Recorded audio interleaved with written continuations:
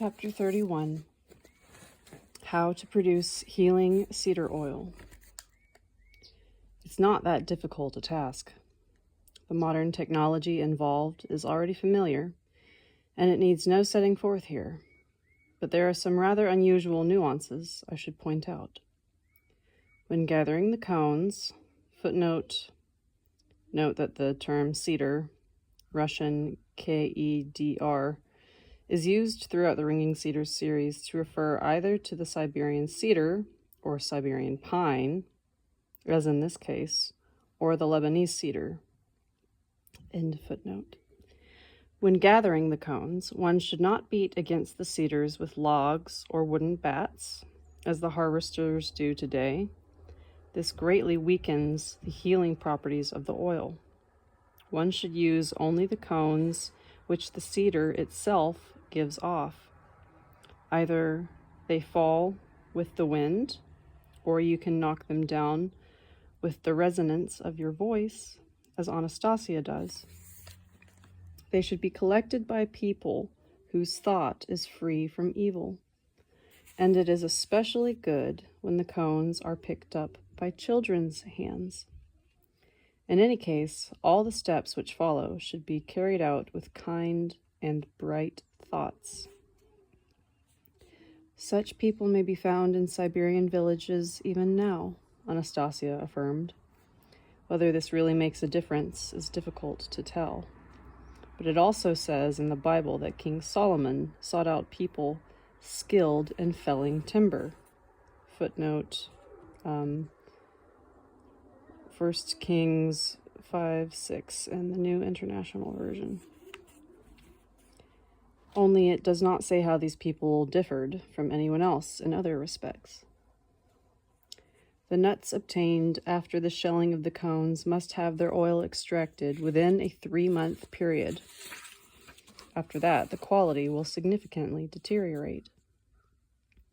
The kernel should not come into contact with any metal during the extraction process.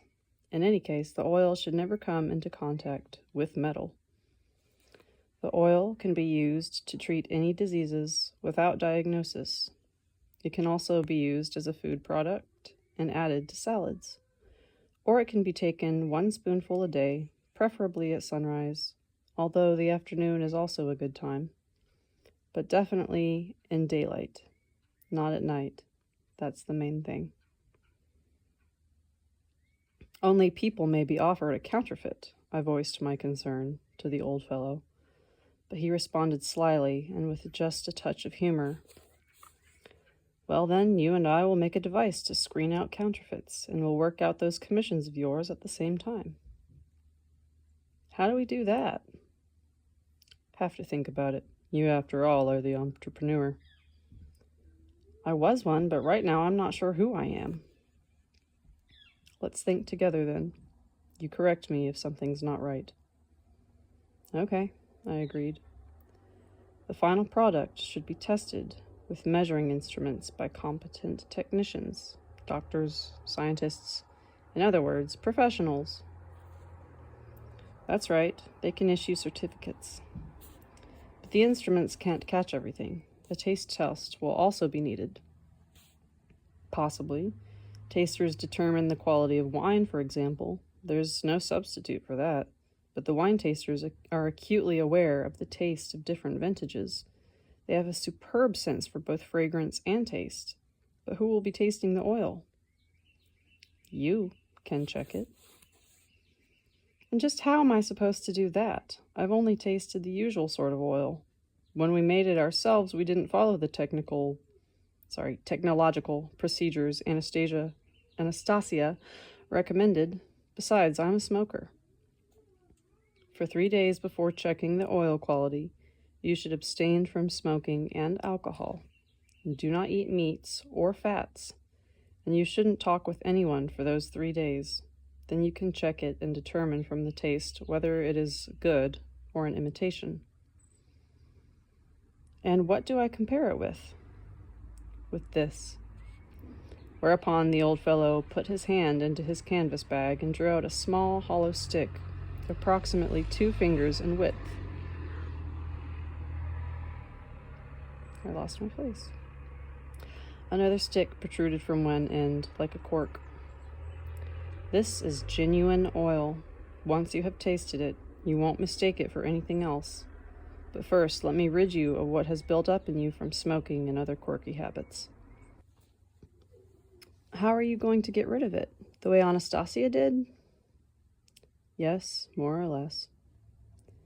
But she said that only one who loves is capable of eliminating ailments, and a loved one with a ray of love, and of warming his body so that even his feet start perspiring. With the ray of love, quite correct. But you cannot love me, not the way she does. But I love my granddaughter. Let's try it. Go ahead. The oldster screwed up his eyes and began fixing an unblinking gaze on me. I could feel a sense of warmth flow through my body, but quite a bit weaker than what I felt from Anastasia's gaze. Nothing happened, but still he kept trying, to the point where his arms were trembling. I could feel a little more warming in my body, but only a little. Still, the old fellow did not give up, and I waited. And all at once, my feet broke out into a sweat, after which a feeling of freshness permeated my head along with fragrances. I could feel the fragrances in the air. Ah, we have succeeded, he said, warily leaning against the back of the bench. Now give me your hand. He opened the stick cork, and from the hollow stick poured cedar oil onto the palm of my hand. I licked it off with my tongue. The warmth spread across my palate and through my mouth, and suddenly I caught a whiff of the cedar, and it was indeed hard to mistake for anything else. Think you'll remember it now? Asked Anastasia's grandfather. I'll remember. What's so hard about that? I ate potatoes once at the monastery. I remembered that for ages. 27 years later, I still remembered the taste. Only how will people know that it has been checked? That it is genuine cedar nut oil? Right now it's too expensive on the market. For just 1 gram of raw oil diluted with something else, they charge 30,000 rubles. Footnote, approximately $6 at the current exchange rate in the US, which this book was published in 1990 something. Anyway.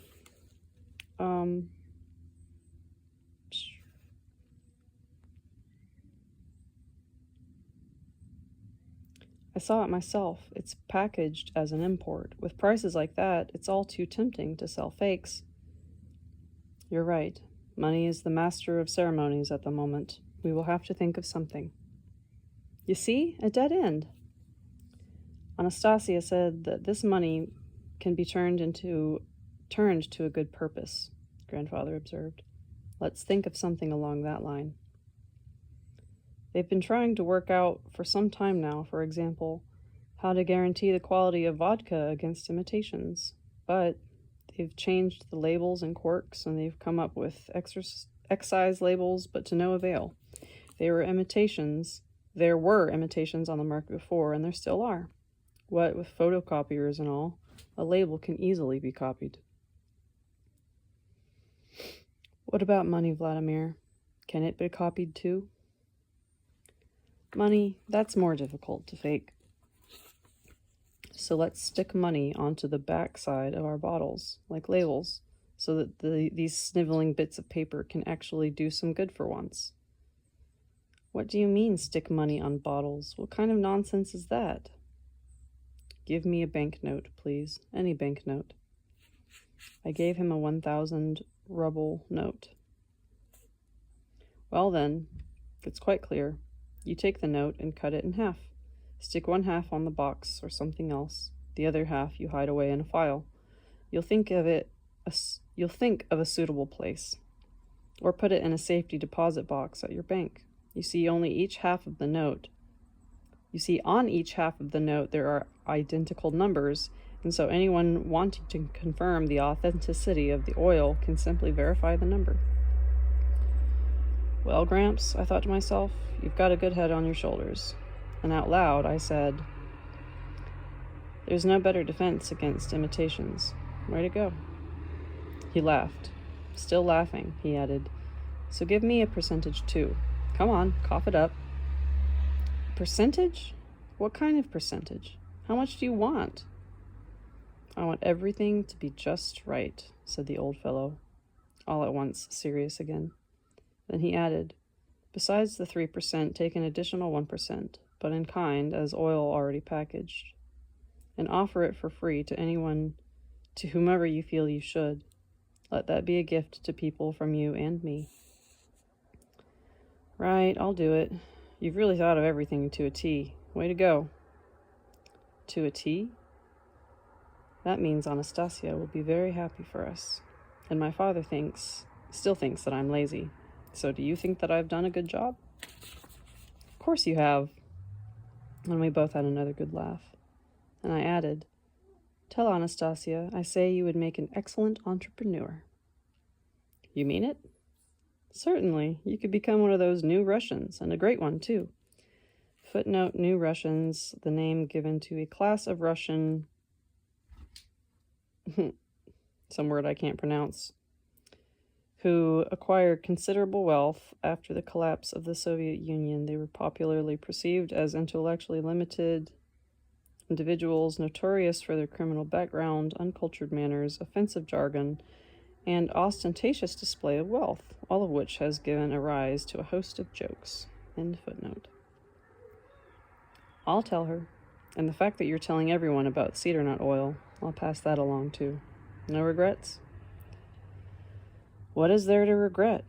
It would be a tiresome process anyway. I'll dash off the third book as promised, and I'll get going with my business again, trade, or something else. Something normal.